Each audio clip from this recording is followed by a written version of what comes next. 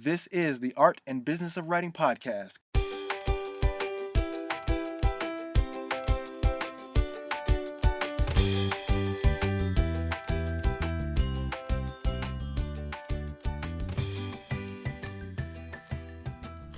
Hey guys, what's going on? It's Chris again. Hey, so today we're going to talk about journaling. Journaling is something so simple but so powerful, and I'll tell you why. When I committed to writing again, journaling was an instrumental part of the process. If your decision to write is the seed, journaling is the water to nurture and grow that seed. Every day you write in your journal, you are deepening your roots, my friend. In the days before indoor plumbing, water needed to be siphoned and pumped out of a well. You would need to stand at the well, grab the handle, and then pump it up and down repeatedly until water began to spew from the nozzle and into a bucket. Now, once this bucket was full, you could stop, but the process had to be repeated every single day. And that's what journaling's like. Every day you journal, you're getting up and you're pumping, hoping to fill that bucket full of good water, which represents the ideas that are lodged in our head. You'll find great things that come out. Thoughts on how to improve your blog will show up. Thoughts on a book to write. You'll figure out what a character needs to be. You'll think of places you want to pitch stories. Journaling will do all of that and more for you.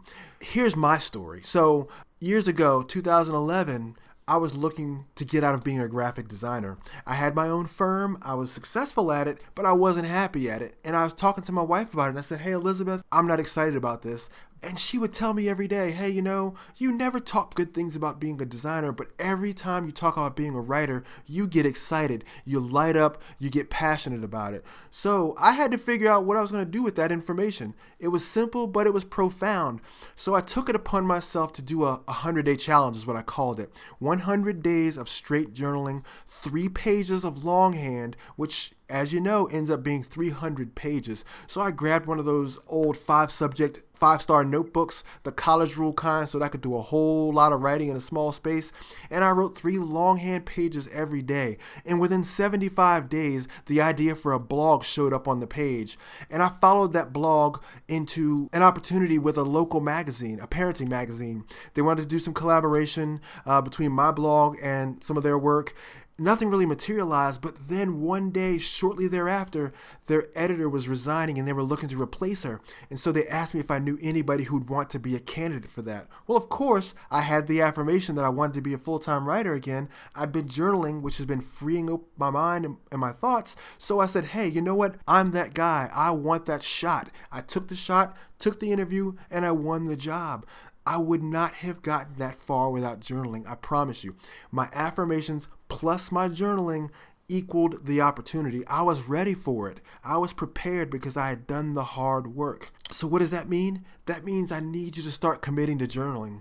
That means that you need to commit to journaling because it's good for you, not just for setting goals and seeing things through, but also just getting things out of your mind. Again, the ideas flow just like the water in a bucket.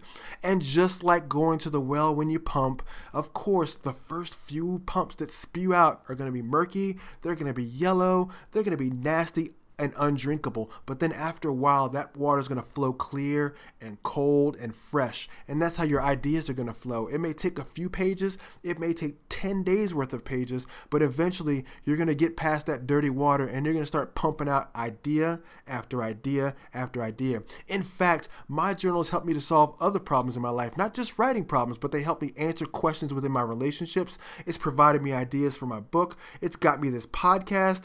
It's directed me towards business concepts.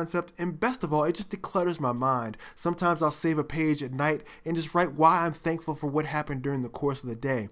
Journaling is pure therapy magic, and I hope that you'll believe in the power of it. So what do you need to do to begin journaling? Well, all you need is a notebook and a pen. Go today after this episode, go hit up your local Barnes & Noble or your Target and find a spiral-bound notebook or a hard-bound notebook. Get yourself some pens and get to work. It takes no time. It takes about 30 minutes a day to sit down and begin to articulate your thoughts to a journal.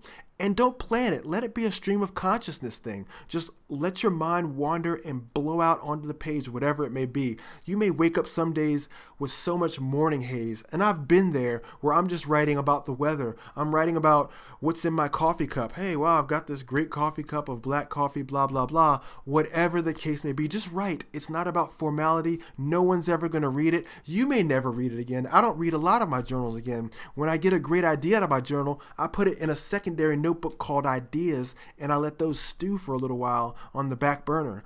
But at the beginning of your pages, put the date on the top and just write 3 pages. Just let it flow. Even when it's painful and you have nothing to say, find something to say. Just write. It does not matter. Don't overthink it. Just do it. Capture all your thoughts, just like you're capturing that water in a bucket, because something's going to be drinkable in those thoughts. Now, here's my 100-day challenge, and I'm going to pass it on to you because, one, it's just a powerful way to kick off your journaling. It's a great way to get into the habit, and it's a great way to stay in the habit of journaling. So what I did was I chose 100 days because it's a nice round number. It takes a while to get to. It's about 3.5 months. But it's fun. But yeah, write those 3 longhand pages and get them flowing, get them going. And then here's what you need to do to take action. Write down on a piece of paper or in your app, some sort of phone app where you record your thoughts. Maybe it's Evernote, maybe it's just your standard notebook app, that I will commit to journaling for X number of days. Maybe you want to start small with 30 days or 60, but start somewhere, pick up a journal and start to do it. Now that we've gotten those concepts out of the way, we're going to get into some of the real meatier things in the next episode, which is how to create your daily writing habit. You don't want to miss that. I'll see you next week.